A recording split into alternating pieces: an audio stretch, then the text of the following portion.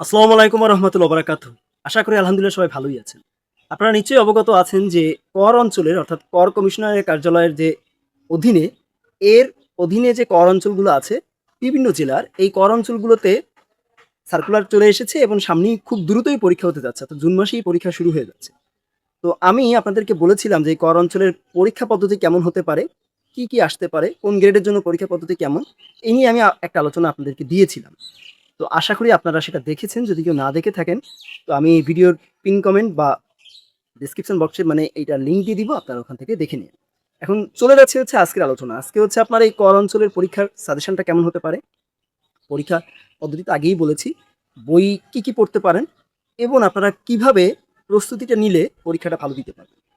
মনে রাখবেন এই করের পরীক্ষা কিন্তু লিখিতই হয়। অর্থাৎ লিখিত প্লাস ভাইভা। এই ২ টার্মে পরীক্ষা হয়েই হচ্ছে আপনাদের নিয়োগটা হবে। তো আমি আমার এই যে সাজেশনটা তৈরি করার জন্য কর অঞ্চল ঢাকা ২০২৪ এর ১৬, ১৮, ১৯, ২০, ২১, ২২, ২৩, ২৪ অর্থাৎ এই যে কথাগুলো বললাম, এই যে সংখ্যাগুলো বললাম, এগুলো হচ্ছে কর অঞ্চল ঢাকার বিভিন্ন অঞ্চল। অর্থাৎ ১৬, ১৮, ১৯, ২০, ২১, ২২, ২৩, ২৪ এই বিভিন্ন অঞ্চলে ২০২৪ সালে ঢাকাতে যে ধরনের পরীক্ষাগুলো হয়েছিল প্লাস ২০১৯ সালে, ২০২৩ সালে এবং ২০২৫ সালে যে ধরনের পরীক্ষাগুলো হয়েছিল বিভিন্ন কর অঞ্চলে, তার উপরে নির্ভর করেই মূলত আমি আমার সাজেশনটা তৈরি করেছি। আমি এগুলো নিয়ে ঘাটাঘাটি করেছি এবং আমি দেখেছি যে কোন জিনিসগুলো আসে। ফার্স্টে হচ্ছে আমি সেইগুলো বলবো আপনাদেরকে এবং এর পরবর্তীতে আমি সেখান থেকে সবচেয়ে জরুরি যে বিষয়গুলো আসছে আরকি বা যে টপিকগুলো আসছে প্রায় সব অঞ্চলে আসছে সেইগুলা আমি আপনাদেরকে একটু পরে বলব। তো একটু খেয়াল করেন কি আসে। আগে মনে রাখবেন শুধুমাত্র কম্পিউটার অপারেটর বাদ দিয়ে বাকি যত গ্রেড আছে এই গ্রেডগুলোর যে পদগুলো আছে এই পদগুলোতে আপনার বাংলা, ইংরেজি, অঙ্ক এবং সাধারণ জ্ঞান আসবে। আর যে কম্পিউটার অপারেটর যে পদটা আছে এটা কিন্তু অফিস সহকারী কাম কম্পিউটার অপারেটর না। এটা কিন্তু শুধু কম্পিউটার অপারেটর একটা পদ আছে। এই পদে কিন্তু বাংলা, ইংলিশ এবং হচ্ছে গণিত বা যেটাই বলেন এই অঙ্ক এই ৩ টা থাকবে। তার পাশাপাশি থাকবে হচ্ছে আপনার কম্পিউটার বিষয়ক জ্ঞান। ওখানে কোনো সাধারণ জ্ঞান থাকবে না। আমি কিন্তু পরীক্ষা পদ্ধতিতে এটা বলেছিলাম। আবারও আমি রিপিট করলাম। তো আমি আজকে যে বিষয়গুলো বলতেছি এটা ওই কম্পিউটার অপারেটর বাদ দিয়ে বাকি যে টপিকগুলা বুঝতে পেরেছেন? অর্থাৎ সরি বাকি যে গ্রেডগুলা সরি প্লাস পদগুলা তার বিষয়ে বলছি। একটু খেয়াল করেন। বাংলাতে বেশি এসেছে হচ্ছে বাংলাতে এসেছে আরকি। তা হচ্ছে বিপরীত শব্দ, অর্থসহ বাক্য গঠন যেটাকে বলা হয় বাগধারা। এক কথায় প্রকাশ অর্থাৎ এই বাগধারার আপনি অর্থ করবেন এবং বাক্য গঠন করবেন। এক কথায় প্রকাশ করবেন, অনুচ্ছেদ, ব্যাস বাক্য সহ সমাস, বাক্য শুদ্ধকরণ, কারক ও বিভক্তি নির্ণয়, সন্ধি বিচ্ছেদ এবং ভাব সম্প্রসারণ। বুঝতে পেরেছেন? তার মানে অনুচ্ছেদও আছে, ভাব সম্প্রসারণ আছে। এইগুলো আসছে আরকি। অর্থাৎ এই যে ৯ টা পয়েন্ট বললাম বা ৯ টা টপিক বললাম, এই ৯ টা টপিকই বাংলাতে প্রশ্ন এসেছে। এই গেল হচ্ছে বাংলা। জরুরিগুলো একটু পরে বলব ইনশাআল্লাহ। ইংরেজিতে আপনার মোট ১০ টা মানে টপিকের উপরে বেশি আসছে। তা হচ্ছে প্যারাগ্রাফ, ট্রান্সফরমেশন অফ সেন্টেন্সেস অর্থাৎ ওই যে সিম্পল, কমপ্লেক্স, কম্পাউন্ড এগুলা। ট্রান্সলেশন যেটা হচ্ছে Bengali to English, number, gender, right form of verbs, appropriate prepositions, correction অর্থাৎ correction of sentences, make sentence with phrases and idioms এইটা আর হচ্ছে ভয়েস চেঞ্জ এইগুলা হচ্ছে বেশি আসছে। বুঝতে পেরেছেন? প্যারাগ্রাফ কিন্তু এসেছে ইংলিশে আমি প্রথমেই বলেছি। অঙ্কে যদি যান বা গণিতে দেখেন এখানে ১৬টা টপিকের উপরে আসছে প্রশ্ন। নাম্বার 1 হচ্ছে নৌকা অর্থাৎ নৌকা রিলেটেড যে বেগ নির্ণয় বা যেগুলো আছে আর কি এইগুলা।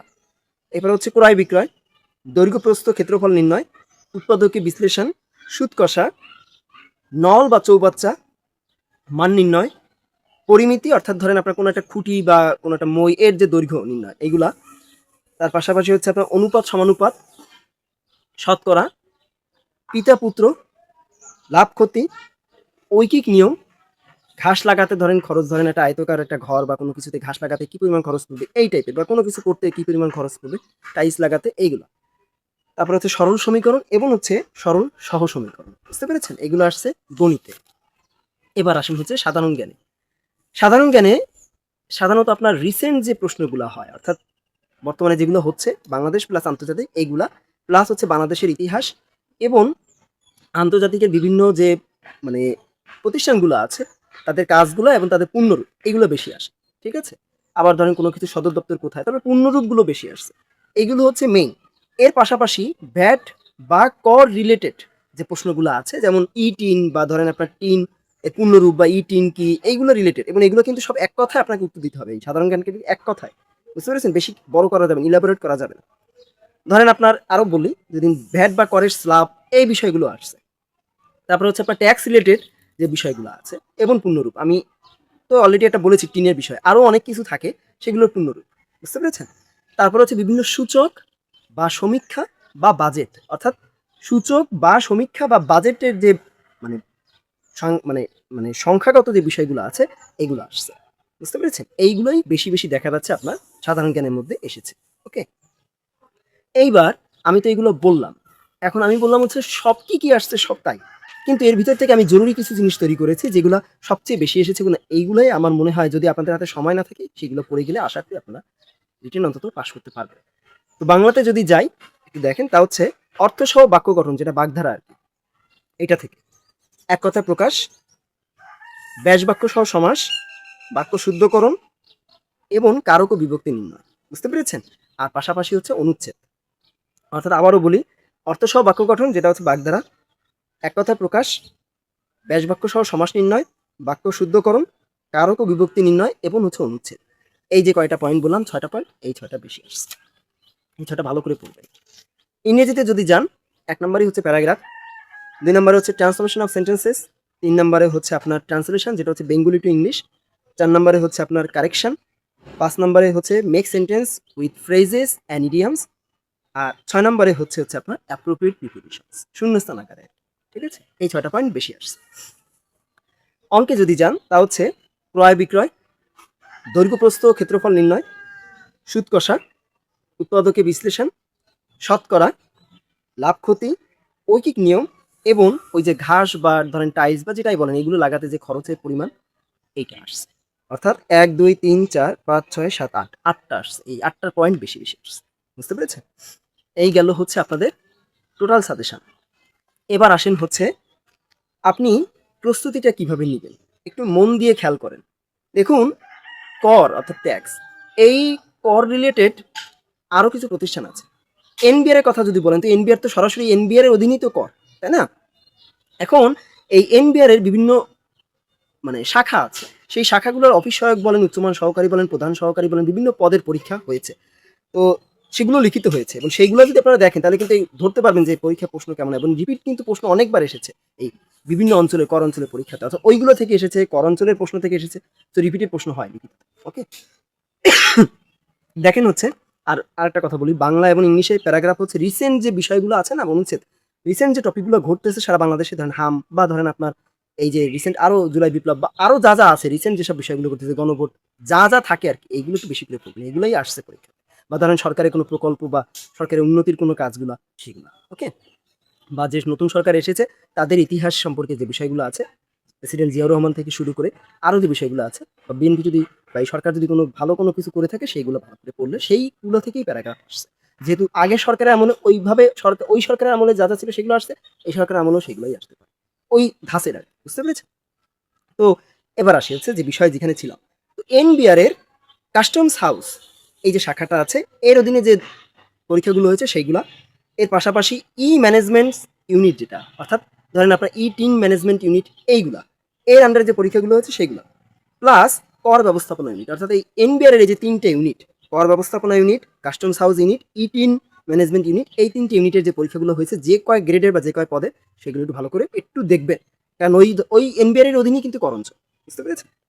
এর পাশাপাশি আয়কর গোয়েন্দা ও তদন্ত ইউনিট এরও কিছু পরীক্ষা হয়েছে, বুঝতে পেরেছেন? অফিস সহায়ক বা সুমন সহকারে বা বিভিন্ন পরীক্ষা হয়েছে, আপনারা দেখলে বুঝতে পারবেন 24 সাল বা 23 সালে এগুলো হয়েছে।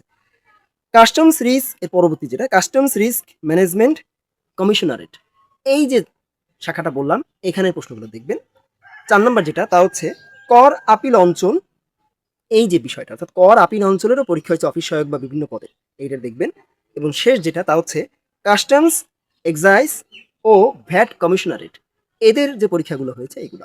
তার মানে সহজ কথায় বলতে গেলে, করের পরীক্ষায় ভালো করতে গেলে কর রিলেটেড যেসব অধিদপ্তরগুলো আছে বা যা যা আছে আর কি, কাস্টমস, আয়কর, এনবিআর, রাজস্ব যেটা আর কি, এইগুলো যদি একটু ভালো করে দেখেন না, তাহলে আপনার ধারণা এমনি এসে যাবে। যেহেতু রিটেন পরীক্ষা, এখানে কিন্তু ভালো করা খুবই টাফ, সো প্রশ্ন কিন্তু কঠিনও হবে। ওকে, ভালো করে পড়বেন।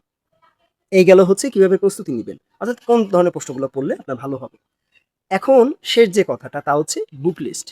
দেখুন, যারা জব সলিউশন পড়েন বা যারা ধরেন নানা ধরনের আপনার 13 থেকে বা নবম থেকে 13 গ্রেডে যেসব লিখিত পরীক্ষাগুলো হয়, নন ক্যাডার পরীক্ষা থেকে শুরু করে এগুলো যারা পরীক্ষা নিয়মিত দেন তাদের জন্য এটা খুবই সহজ।